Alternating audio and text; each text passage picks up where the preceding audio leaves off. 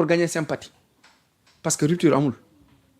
Et justement pour terminer am na benn kii nu mu tudd ci sax kuréel gu taxaw récemment ñoom nee nañ dañoo bëgg fal Diomaye 2029 ñoom li leen tax a jóg moom mooy candidature Diomaye 2029 ñu terminer foofu laataa ñuy dugg ci actualité géopolitique bi. Mais yow Moussa on l'esquive mais ñaari yoon am na on l'esquive.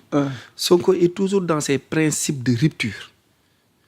Il porte les mêmes discours même façon wax même rien n'a changé moom mi ngi ci li mu gëmoon ci discours ba mu nekkoon ba tey mi ngi ci dara changé wu.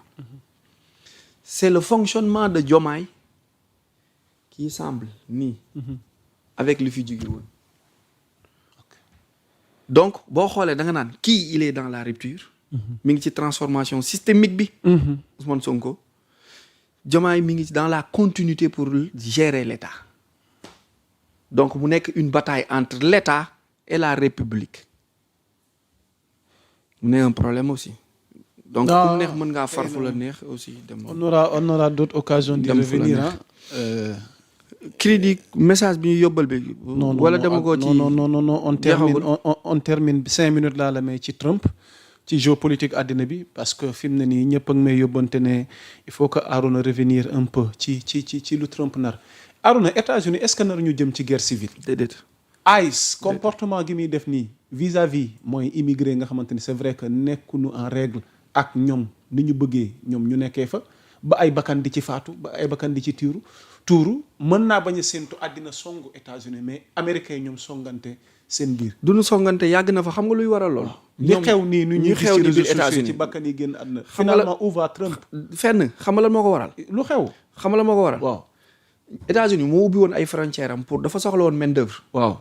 un pays de 400 millions d'habitants yu nga xamante ni yow presque sa population ñii obèse nañ ñii duñu liggéey ñi ngi tirante ay fetal ñii dañoo dem am ay dépression amoo mais te comme Trump dafa yéegee économie Amérique bi la machine roule mais ñu manqué ay mais ñoo def exprès ubbi Nicaragua xoolal ñi dem Nicaragua yëpp 20 ans 40 ans la nam chemin bi ñu leen doxloo moo nekkoon test militaire bi xool ndax yow tu es apte wala tu n'es pas apte Nicaragua amul frontière ak États-Unis su ma juumul am na Honduras wala Panama avant ngay jot sax Mexique xoolal trajet boobu ñu leen doxloo yëpp pour xool kan mooy tenir ak kan moo apte ci billet d'avion mu xam 300 000 francs la woon après la ko Sénégalais yi yokk ba ay 5 millions ki 4 millions mais Nicaragua 300 000 francs la woon ñu bàyyi la nga jàll nga dugg ci dëkk bu nga xamante ni frontière am daf ko def mur métal kuy dugg yëg na la ñoo defoon exprès ubbi jeunes yi dugg parce que dañoo soxla woon main d'œuvre bi demee ba am nombre bi ñu soxla ñu arrêté tëj maintenant dëkk bu ne 50 états yi dëkk bu ne dafa am nombre bu mu soxla woon Ohio dafa soxla woon benn 1000 Mississippi soxla benn 700 New York soxla 200 léegi nag boo jugee Mississippi dem Ohio wala nga jugee Mississippi dem New York ñu delloo la delloo boobu la immigré yi di bañ loolooy coow li muy benn. lu fi jara faat bakkan ñoom ils sont dans des règles ñoom seen niveau de dépression ñun suñu policier da nga koy gis man am naa benn waa classe gabonais nee na yéen seen dëkk est-ce que vous avez des policiers ñun quoi mu ne nous chez nous kii congolais chez nous on touche pas boo seenee policier muy ñëw da ngay jàdd ils sont toujours armés mais yéen seen policiers yi dañuy ànd ak yéen yéeg ci moto ànd ak yéen dàqante ka foore nee na affaire bi daf leen jaaxal ça veut dire que mentalité peuple yi ñoo yamul côté boobu la comme 5 minutes la beneen question bi la où va Trump mais il est en train de régler le problème du monde. Iran dégg nga li ñu wax. Iran c'est presque fini lan la wax. looy wax ni. yaa Moussa Iran lu wax. Iran lan la wax lan la Iran wax. Iran c'est presque fini. na Trump bàyyi attitude am ak comportement. ban attitude ak ban comportement parce que li xew Iran Trump moo ko sooke. li xew fi mu ne nii moom moo bëgg révolter loo fi mu ne nii lenn ci askan wi ci kaw ayatollah bi. c'est pas un problème d'ayatollah c'est un problème de gouvernance je le répète. Oh. L'Iran est géré par une partie de son gouvernement par le lobbying. Et pour déstabiliser Israël, il faut retirer la main de ce lobby-là qui gère une partie de la gouvernance iranienne, nga teggi leen au pouvoir. Okay. Ils sont en train de faire le nettoyage pour mettre les vrais soldats, seeni vrais lieutenants dans la tête du gouvernement iranien. Parce que après cooki final dafa am benn front bu nga xamante ni pour nga réussir ko da ngay jaar par le pacte d'Abraham mooy pacte Ibrahima. Abraham mooy Ibrahima mooy maamu Moussa prophète juif yi mooy maamu Esa prophète chrétien yi mooy maamu Mohammed paix salut sur lui prophète musulman yi ñoo bokk benn zone benn temple benn espace benn dëkk. donc booy àtte pour ñetti peuple yooyu arrêté seen xeex. pacte ba ma naan Sonko pacte ba Trump teg daf ko tuddee ñoom seen maam bi ñu bokk mooy Abraham pour indi la paix définitive au niveau de Israël. pour empêcher aussi Israël def le grand Israël boobu mu nar. il faut ci biir Iran nga am ñu nga xamante ne da nga leen di dindi parce que Iran dafa am possession nucléaire. te combat boobu doo ko song. ba pare di bàyyi kenn ci zone boobu du yor nucléaire. donc li mu nekk def c'est calculé. bu dee kaawu Iran bi leer na. te bu paree ci Iran dina dem Mexique Cuba Colombie Afrique du Sud. bu Nigéria jubbantewul ñu boole ko ci dina ñëw soutenir AES.